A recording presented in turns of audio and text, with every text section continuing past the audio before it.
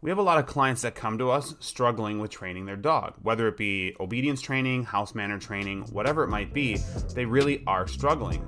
And so we sit down, we talk to them, and we start to take away, okay, what are the genetics of the dog? What is the dog's age, lifestyles, all these different things. And it always seems to boil down to one main thing. So that's what we're going to talk about this week. The biggest reason why people struggle in their training. Let's dive into it next.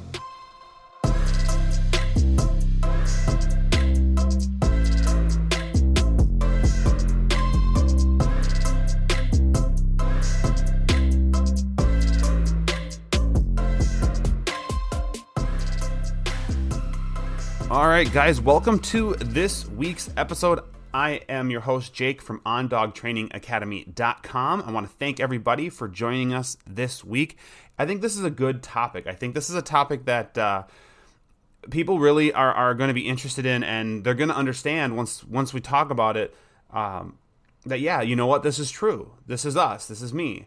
And I'll be honest, sometimes this is even us as trainers. We make these same mistakes, and it's just about really thinking about it and making a big effort into being this way.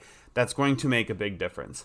And before we get going, though, I want to make sure everybody subscribe to our channel. If you're listening, it'll help us out a lot. Subscribe to our channel, click notifications so you get alerted anytime our new episodes come out. If you're watching us on YouTube, we are, even if you're listening to us on the podcast, I suppose as well, we are putting out another video series called Myths of Dog Training, where we're going to take some very well-known or thought to be well-known training things that are actually not as true or not as helpful as you think, and we kind of break them down a little bit. We talk about it, and our first one's up right now, so make sure you head over to our YouTube channel and check that one out.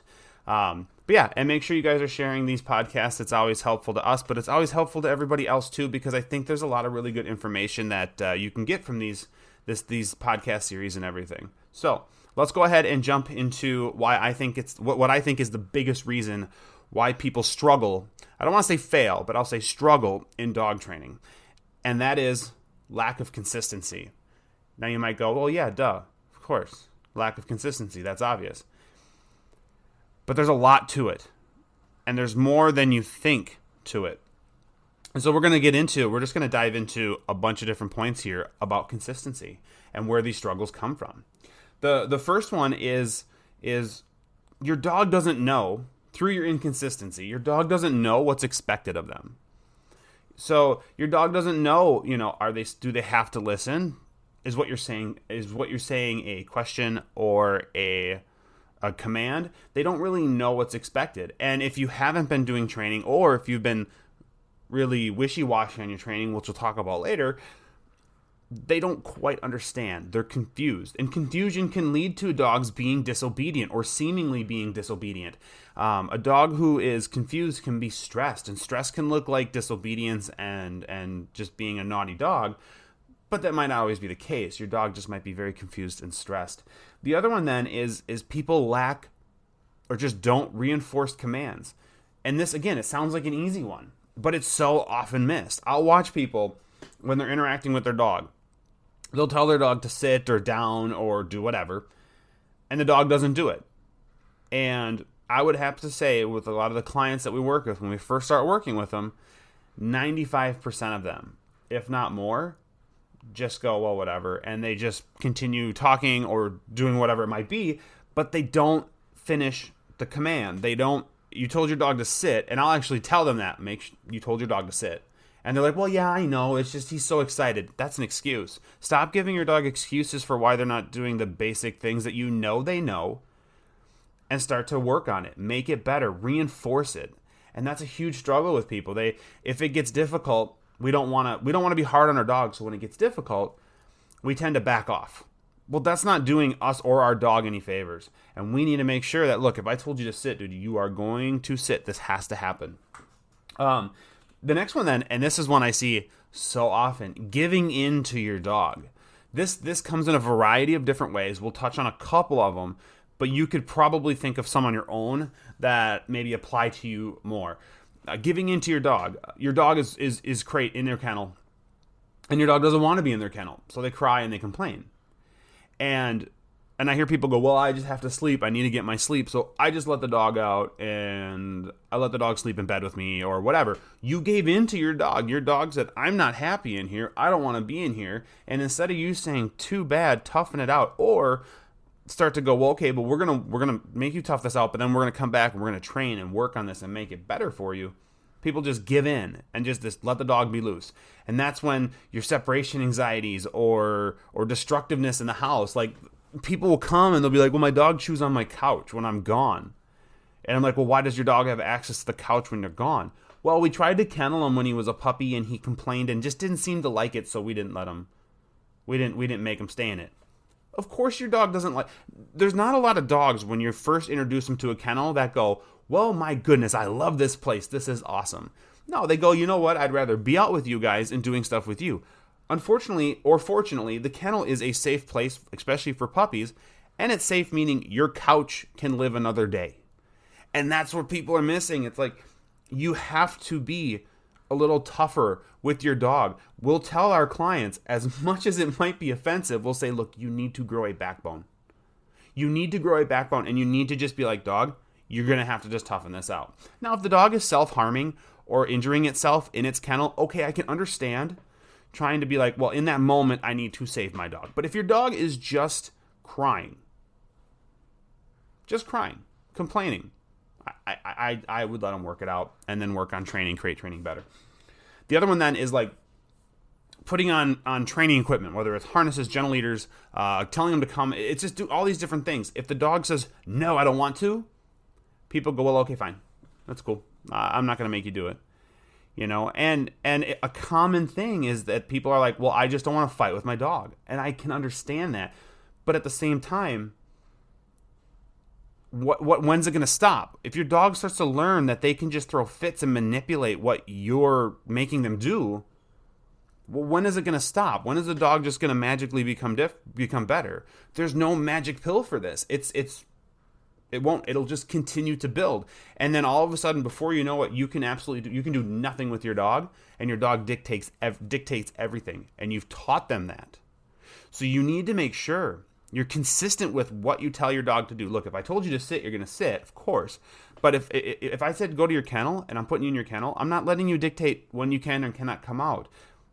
You have to just do this because I said so. I'm going to be consistent with the crating. I'm going to be consistent with the putting on gentle leaders, harnesses, collars, whatever it might be. I'm going to be consistent with when I tell you to come in the house. You're going to maybe say no and try to play keep away. And this is my whole thing. When it comes to like keep away and stuff, I don't care if it takes me an hour. The end result of this game, this keep away game, is you're going in the house. And it's going to happen. Now, there's different ways of going about this, whether you're using treats or a leash or whatever, or just manipulation. There's ways around it, but in the end, I am going to make you do this. This is going to happen because I told you so. I don't want a dog, especially young dogs who are learning and trying to figure out life. I don't want a young dog to be able to understand that they can manipulate or push us, because it's not going to make us happy. And if you've listened to any of my previous podcast episodes, you've heard me say the words balance. The word balance. Balance is so important. And I'm not just talking about training, a balance training, whatever. I'm talking about the relationship you have with your dog. It needs to be balanced. You can't have a dog being super happy with life and you being miserable because your dog runs the whole show. Vice versa. I don't want a dog who's miserable because I am being inappropriate with how I'm training or doing whatever. We need to find a balance in there where the dog is happy and I'm happy, or we're happy. And once we find that, we'll be in great shape. But unfortunately, I think people are quick to just go, well, I guess I'll just deal with it. And over time, it just bogs them down and down. And, well, do you like your dog?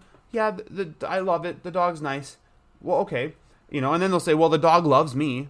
Okay, cool. Dog loves you. Dog likes you, wants to hang out with you. I mean, you still feed it or do whatever, maybe. But does the dog respect you?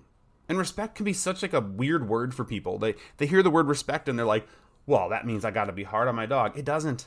It just means you have to be consistent. If you're consistent with what you expect of your dog, if you're consistent with, I say don't jump on me, that means don't jump on me. if it's don't bite me, I'm not going to let you bite me. Like, there's all these different things. If you're just consistent, you will come across to your dog as a leader, and it'll be someone that your dog will respect. So keep that in mind. Like, just be consistent. I can't even say it any more clear, I guess. The next one then is your dog knows when it's training time and when it's not. So when it's training and when it's real life. Real life, your dog probably doesn't have a collar on, or if it does, it doesn't have a leash on. Your treats are away. You don't, whatever. There's all these different cues that we have for our dogs to let them know, hey, it's training time.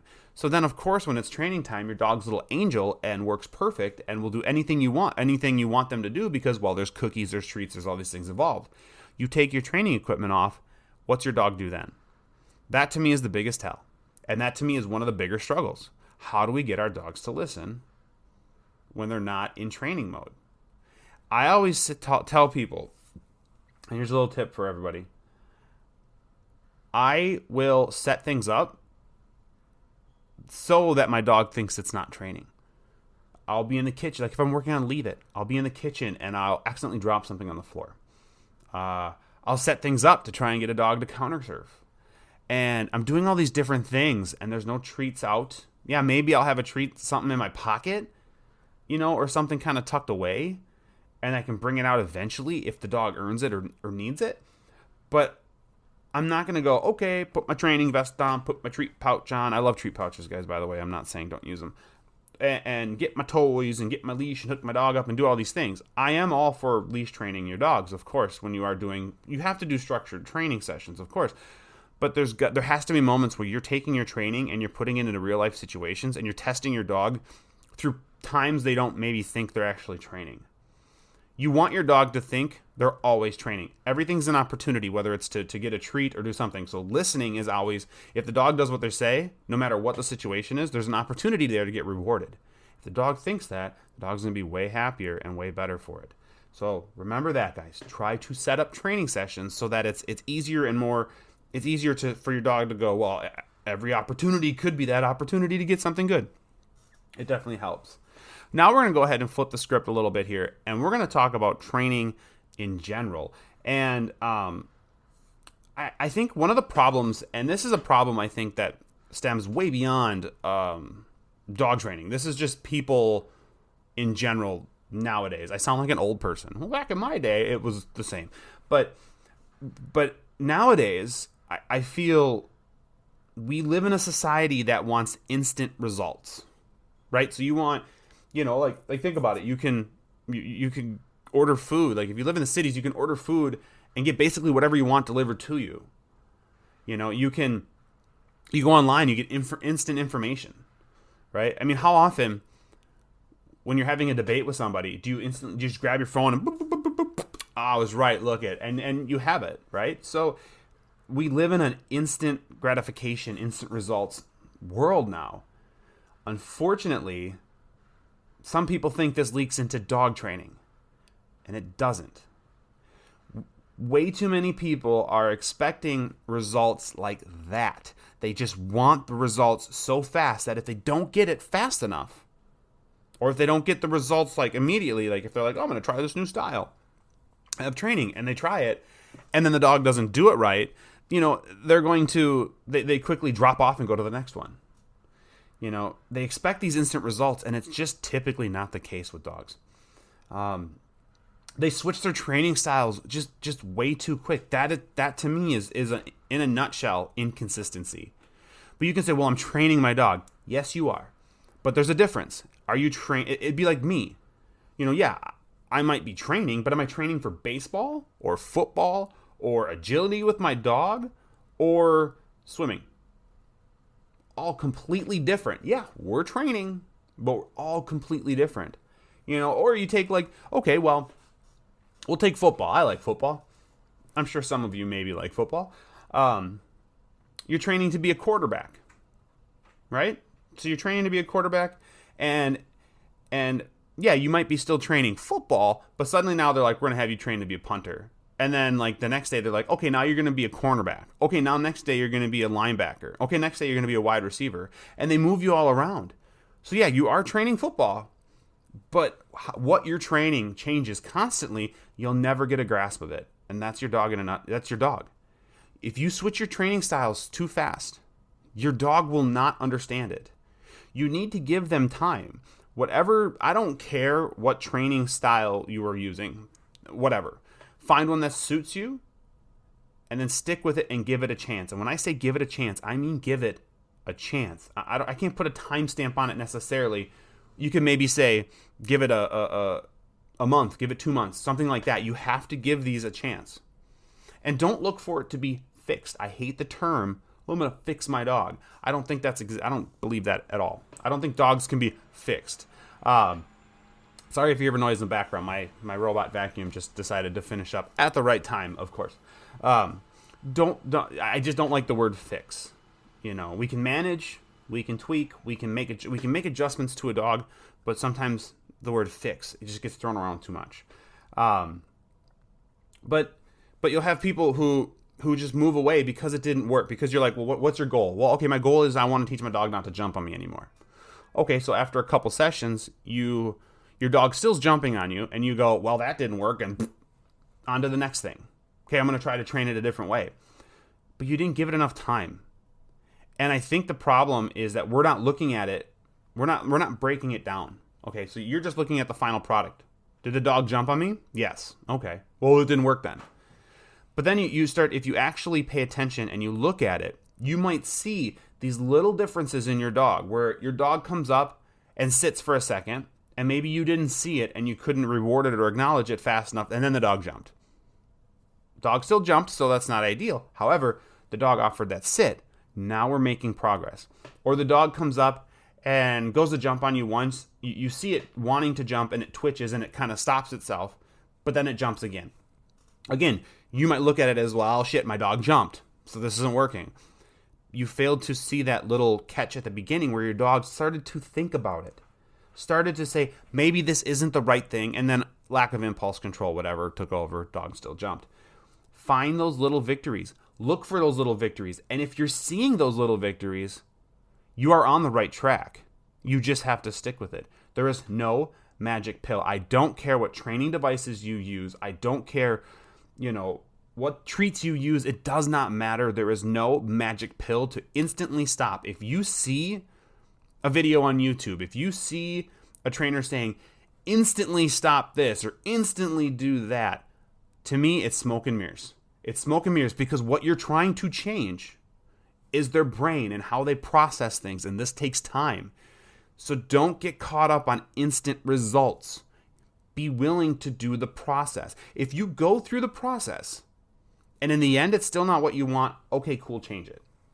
But give it a chance, give it time, because you're not doing your dog any bit of good by constantly switching off all these different things. There's sports I do in training, and people love to switch how they do things all the time, and I see that.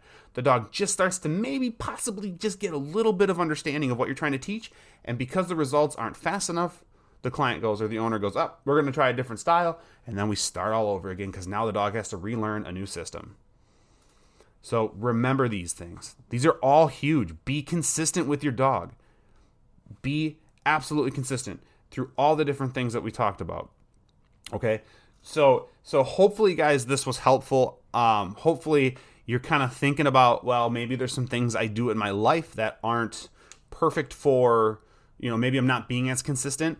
Take the issues your dogs have, and then look at what you're doing to make it better. And if the answer is not a lot, then you're inconsistent. Because if you're trying to fix something, I hate that term, but it just comes out so easy. You can't fix. If you're looking to make something better, but you're not doing the steps towards it, and you're actually doing things that are maybe feeding it to make it worse, it's definitely inconsistency. So, guys, thank you for listening. Remember, if you want, go check out our website, ondogtrainingacademy.com. You can also find us on Facebook, at the OnDog Facebook page. You can find our Learn, Laugh, Bark podcast Facebook page. Also, we are on Instagram. You can look for OnDog Training Academy as well on there. But thank you for listening this week. I really appreciate it. Remember, if you're listening to us on the podcast, we do have our YouTube channel. If you're listening to us on YouTube, hey, make sure you go check out our other videos, and make sure you check out some of the ones that are exclusively only on YouTube. including our new series about myths of dog training. So thank you guys for listening. Make sure you guys check all that stuff out. Give us a like, give us a subscribe, give us some comments, do whatever you guys want. Say hi in the comments. It's always good to hear from people. And guys, like always, we'll see you next week.